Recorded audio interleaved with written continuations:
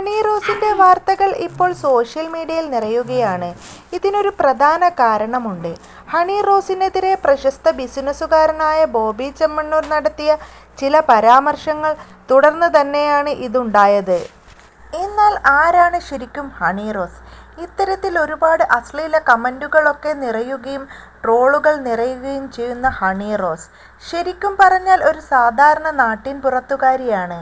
സാധാരണ ഒരു ക്രിസ്ത്യാനി കുടുംബത്തിൽ ജനിച്ചു വളർന്ന ഒരു പെൺകുട്ടിയെന്ന് അക്ഷരാർത്ഥത്തിൽ വിളിക്കാം. ബോയ് ഫ്രണ്ട് എന്നൊരു ചെറിയ സിനിമയിലൂടെ നായികയായി എത്തി. അന്ന് മലയാളി പ്രേക്ഷകരുടെ മനസ്സിൽ കയറിയ താരം എന്ന നിലയിൽ ഹണി റോസ് എന്നും പ്രശസ്തിയിൽ തന്നെയാണ്.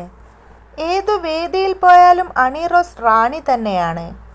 അവിടെ എത്ര വലിയ താരങ്ങൾ ഉണ്ട് എന്ന് പറഞ്ഞാലും ഹണി റോസിനെ കാണാനായി നിരവധി പേരാണ് എത്താറുള്ളത്. അത് ട്രോളുകളിലൊക്കെ നിറയാൻ തുടങ്ങി. കൊറോണയ്ക്ക് ശേഷം ഇനാഗുറേഷൻ സ്റ്റാർ എന്ന് വിളിക്കാനും തുടങ്ങി. എത്ര വലിയ താരങ്ങളുണ്ടെന്ന് പറഞ്ഞാലും ഹണി റോസിലേക്ക് എത്തിയപ്പോൾ ആരാധകരുടെ നിര കൂടി തുടങ്ങി. സാധാരണ സെലിബ്രിറ്റികൾ ജ്വല്ലറികളും വൻകിട ഹോട്ടലുകളും മാത്രം ഉദ്ഘാടനം ചെയ്യുമ്പോൾ പെട്രോൾ പമ്പും നീന്തൽക്കുളവും തൊട്ട് മെഡിക്കൽ ഷോപ്പ് വരെ നടി തുറന്നു കൊടുത്തു. മറ്റൊരു രീതിയിൽ മലയാളികൾ ഏറ്റെടുത്ത താരം സിനിമയിലേതിനേക്കാൾ എത്രയോ ഇരട്ടി പേരും പ്രശസ്തിയും ലക്ഷങ്ങളും വരുമാനവും ഇതിലൂടെ നേടിയിട്ടുണ്ട്. മലയാളത്തിന്റെ മെർലിൻ മോൺറോ എന്ന് വിളിക്കപ്പെടുന്ന ഈ സൗന്ദര്യധാമത്തിന് നേരെ ഇപ്പോൾ സോഷ്യൽ മീഡിയ അറ്റാക്കുകൾ കൂടി വരുന്നു. സാധാരണ ഒരു ക്രിസ്ത്യാനി കുടുംബത്തിൽ ജനിച്ച പെൺകുട്ടി, നല്ല വിദ്യാഭ്യാസത്തോടെ അച്ഛനെയും അമ്മയുടെയും ഒപ്പം തന്നെ ജനിച്ചു വന്ന പെൺകുട്ടി. ആ പെൺകുട്ടിയെയാണ് ഇന്ന് സോഷ്യൽ മീഡിയയിലെ എല്ലാവരും തന്നെ ഏറ്റെടുക്കുന്ന ഒരു താരമായി മാറ്റിയത്. മലയാളി സ്വയം ചോദിക്കേണ്ട ചോദ്യമാണ് ഇത് എന്ന് വേണം പറയാൻ. ഇന്ന് ഫാഷൻ ട്രെൻഡിൻ കേരള ഐക്കണായി കണക്കാക്കപ്പെടുന്ന ഹണി റോസിന്റെ ബാല്യം ഒരു ഗ്രാമത്തിൽ തന്നെയായിരുന്നു. 1991 സെപ്റ്റംബർ 5 ഇടുക്കിയിലെ മൂലമുറ്റത്ത് ഒരു സീറോ മലബാർ കത്തോലിക്ക കുടുംബത്തിലാണ് ഹണി റോസ് ജനിച്ചത്. പിതാവ് വർഗീസ്, മാതാവ് റോസ്.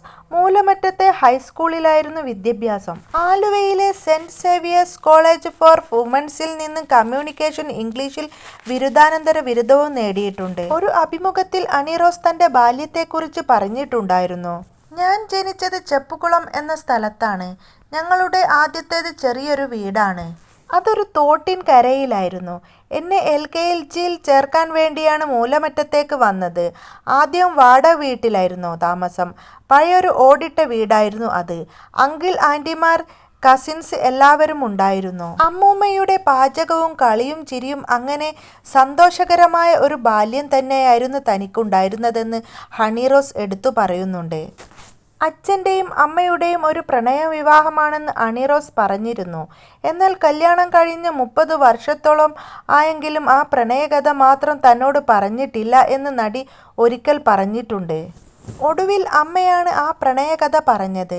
12ാം വയസ്സിൽ ഹണി റോസിന്റെ അമ്മയുടെ വീടിനടുത്ത് സ്ഥലം മാറി വന്നതാണ് അച്ഛനും കുടുംബവും. അവിടെ വെച്ച് കണ്ട് ഇഷ്ടം പറഞ്ഞു. 10 വർഷത്തോളം പ്രണയിച്ച് വിവാഹം കഴിച്ചു. ആ പ്രണയം ഇപ്പോഴും അവർ നിലനിർത്തിക്കൊണ്ടു പോകുന്നു. എന്നാൽ അന്ന് ഹണി റോസ് പറഞ്ഞത് കുട്ടിക്കാലത്തെ ശാന്ത സ്വഭാവവും ഒരു നാണക്കാരിയുമായിരുന്നു എന്നാണ്. പൊതുവെ അച്ഛന്റെ സ്വഭാവമാണ് ഹണിക്ക് കിട്ടിയിരിക്കുന്നത്. ഒറ്റ മകൾ ആയതുകൊണ്ട് തന്നെ ഓമനിച്ചാണ് രക്ഷിതാക്കൾ വളർത്തിയത്. തേനും റോസാപ്പൂവും കലർന്ന മനോഹരമായ പേരിട്ടതും അങ്ങനെ തന്നെയാണ്. എന്നാൽ സിനിമയിലേക്ക് ഹണി റോസിന്റെ എൻട്രി അത്ര എളുപ്പമായിരുന്നില്ല. അച്ഛനെ കൊണ്ട് സമ്മതിപ്പിക്കാൻ ഒരുപാട് പ്രയാസമായിരുന്നു. ഞാൻ എന്ത് പറഞ്ഞാലും മുഴുവൻ സപ്പോർട്ടുമായി അച്ഛൻ കൂടെ അന്നേ ഉണ്ടാകും. മകളൊന്ന് സങ്കടപ്പെട്ടാൽ അതിലും വലിയ സങ്കടമാണ് അച്ഛന് എന്ന് പറയാറുണ്ട്. അതുകൊണ്ടാണ് അഭിനയിക്കുന്നതിനെതിരെ എതിർത്തതെന്നും ഹണി റോസ് തന്നെ പറഞ്ഞിട്ടുണ്ട്. ഒരു അഭിമുഖത്തിൽ ഹണി റോസിന്റെ തുടക്കത്തിൽ ഒരു സിനിമയിൽ അവസരം കിട്ടിയതിനെ കുറിച്ച് പറഞ്ഞിരുന്നു. ആ സിനിമ മറ്റൊരു താരത്തെ വെച്ച് ചെയ്തു. മോൾക്ക് അത് വലിയ സങ്കടമായി എന്നാണ് ഹണി റോസിന്റെ അമ്മ പറഞ്ഞത്. 14ാം വയസ്സിൽ അഭിനയ ലോകത്ത് എത്തി.